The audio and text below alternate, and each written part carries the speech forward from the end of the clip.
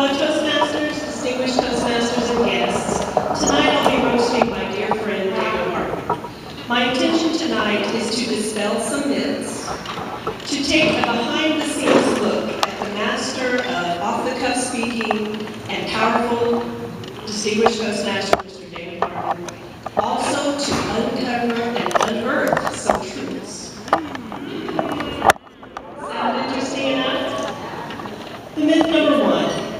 As we can see, there were photos of David Martin, and they say that he doesn't own a t-shirt. We're waiting for some pictures. And I have two examples. Exhibit A, and Exhibit A says t-shirt, so I know in his lifetime he has owned a t-shirt. And Exhibit B, he is not a child but an adult in a collarless t-shirt.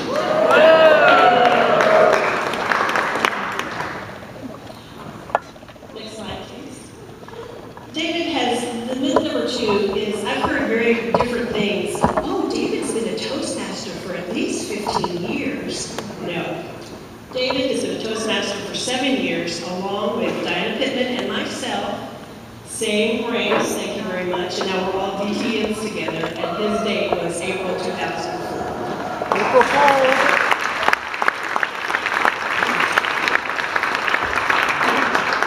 Now, Diana and I have had reservations about David entering into Toastmasters.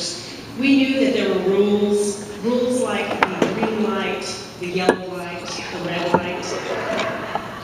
We knew how in driving, he thinks those are just suggestions and not the law. So we didn't know how well he was going to do in that area. Please stand up if you've driven with David Martin in his vehicle and Luke to tell about it.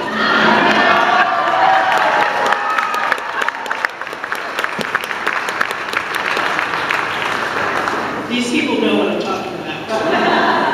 We're still here today to give this roast all in good fun. To David, the green means go faster, go faster. The yellow means hit the pedal to the metal. And the red means, was that a red light? Was I supposed to stop there? Woo, when the siren sounds, that should tell him that it was a red light. Son, did you know that was a red light you were passing? Why, yes, officer, but I thought I had 30 seconds to pass.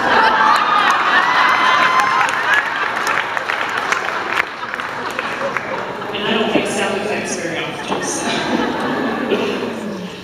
Speaking of not following the rules, David has a formula and a secret to his success in business and speaking. Please put your pens down. You don't want to write this rule down. I know you know the dapper, well put together, well organized, well spoken, charismatic, distinguished Toastmaster that I'm speaking of. But today I will tell you his secret method is FBSOHP.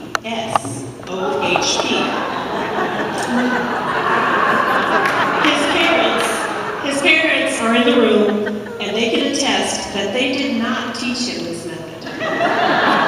They found that he was a prodigy of this method by his own actions. What do I mean? Behind the scenes, David is rushing and running to his next appointment. Right, Mom? Right, Dad? But you see the dapper, hello, everybody. I'm so happy for you to see me now. He's running just a few minutes late for his appointments, and his mom is saying, hurry up, you gotta get there. You said you were gonna be there. And then what you hear is, hello, Diana, I'll be there in 10 minutes. He is talented for his gift of gab, but I have seen him at Toastmaster conferences, hurrying 20 minutes before he steps on the stage, writing his speech. And I look at him with disdain because he has the talent to memorize this lengthy speech and be audacious and outstanding on the stage. I'm quite jealous of this talent that he has. But then I have to say, have you ever seen how clean his car is?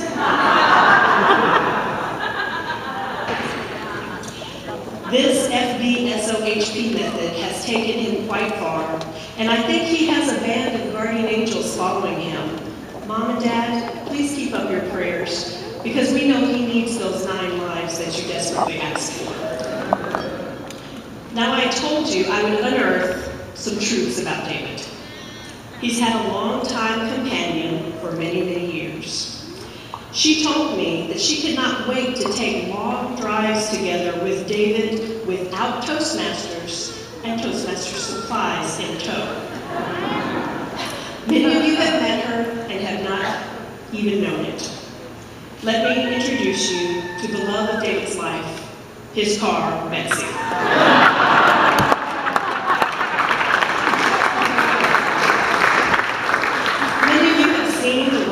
Where that's the inside of the console, and again, you're here to live to tell about it. On the left, they're vacationing in Galveston, and they're on the ferry at this point. Diane and I had the pleasure of going on that trip with them, and there was a particular drive down the coast of the Galveston beach. Dave said, let's get as close to the water as possible with his adventurous nature. We went down to the shoreline, went a little too far. The quicksand was sure softening around us, and right before he almost broke the axle on his car, Betsy was safe and sound for another adventure. Now, Diana and I have also become attached to Betsy because before she was ever the Toastmaster party bus, she was the Texas Wesleyan grad school party bus.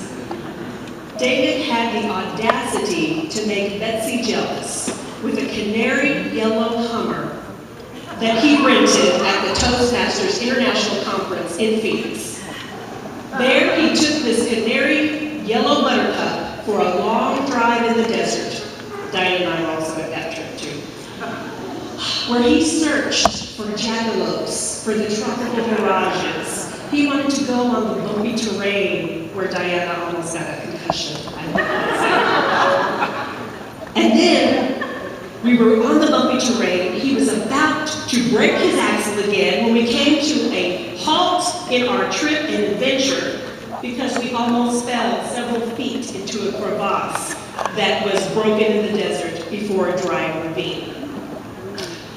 We almost did not return from that trip, but made it safe and sound again. Yet another adventure where we made it out unscathed. David, you live a very charmed life, and love and God are always on your side. I'm very blessed to have a friend in you that I can afford to be stupid with. David, next slide, please. Thank you, David, for not texting or looking at your phone during this presentation. For those of you who cannot see the photos, we have evidence of that. And the next slide, please.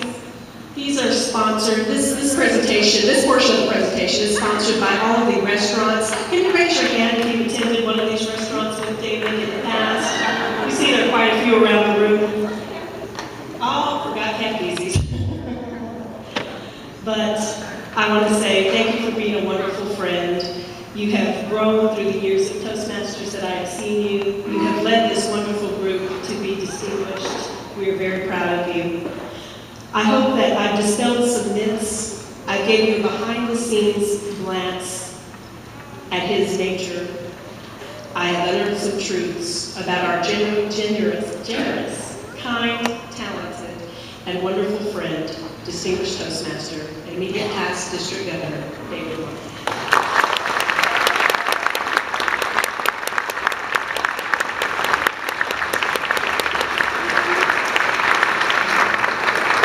It is now my distinct pleasure to introduce a member of our Three Musketeer group, my very dear friend, distinguished Toastmaster, Farrah Fawcett, Diana Pittman, for Act 2 of the David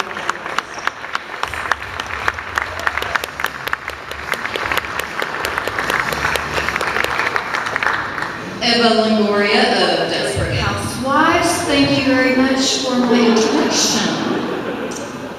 Ladies and gentlemen, David's parents are in the audience. Do you know what I had to do with my speech? Yes, I had to throw it away, and it looks exactly like the back of his truck. Did I tell you he earned a degree in organizational management? An MBA at that, in organizational management. Did I also mention I was in all of his classes during organizational management, and my name is on all of his projects? Assistant to the assistant, Diana Pittman. MBA to be, to follow in David Martin's footsteps. Since I had to rewrite my roast, let me see. The rules say word roast implies heat. Heat. South Padre Island. Oh, never made it there. Made it to Galveston. And we never, ever found the Border Patrol in Galveston.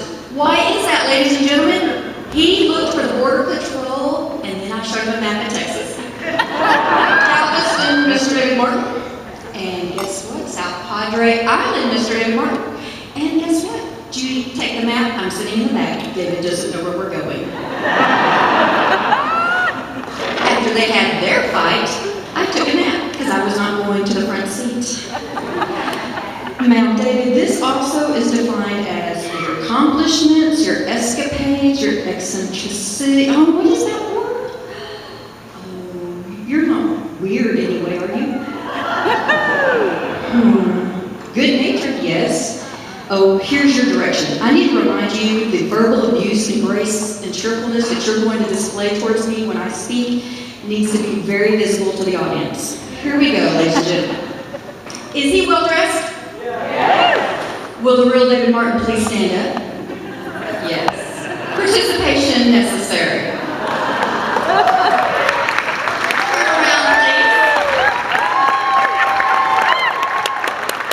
Yes, I see the back of his head all the time. He thinks he has to sit in front of all of us and make it to the door first. You know why?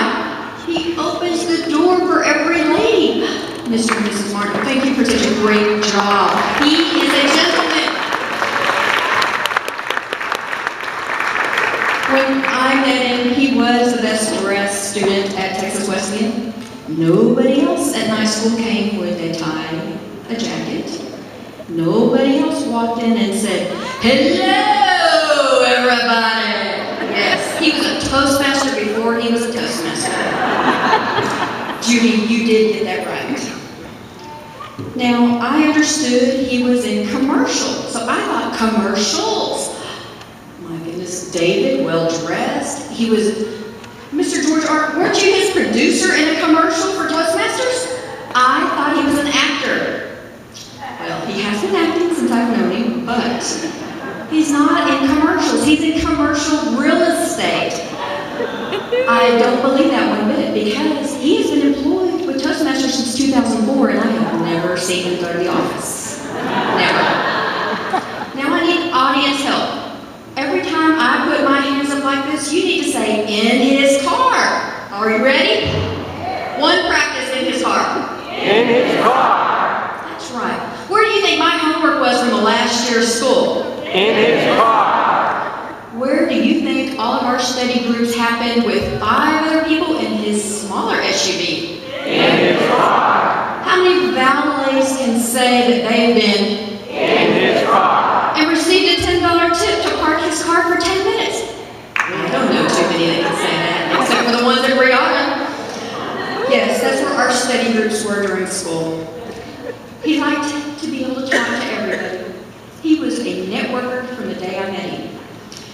I'm going to ask for one more time for you to say "in his car." Does anybody know where those pins or those ribbons are that we needed at the conference? In his car. I think you're right. Oh, sound effects are free. Don't worry about that. Now, we talked about his work. He was on GQ magazine, and that's why I thought, oh, that was you, right? GQ magazine cover. Best dressed man. He was in commercials, commercial real estate. And then we talked about his car a while ago. Well, I have had many photos in his car. Now, I'm going to show you what they look like. Do y'all have flash photography into corners of intersections with lights? Oh my goodness gracious.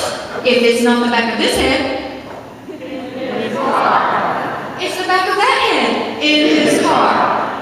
I'm going to tell you, his attorney called him and asked him, no more pro bono, no more one payment and I handle you for a year. We're going by the hour, dude. Yes. What color are the tickets in Arlington? Anybody know? Davey, tell us.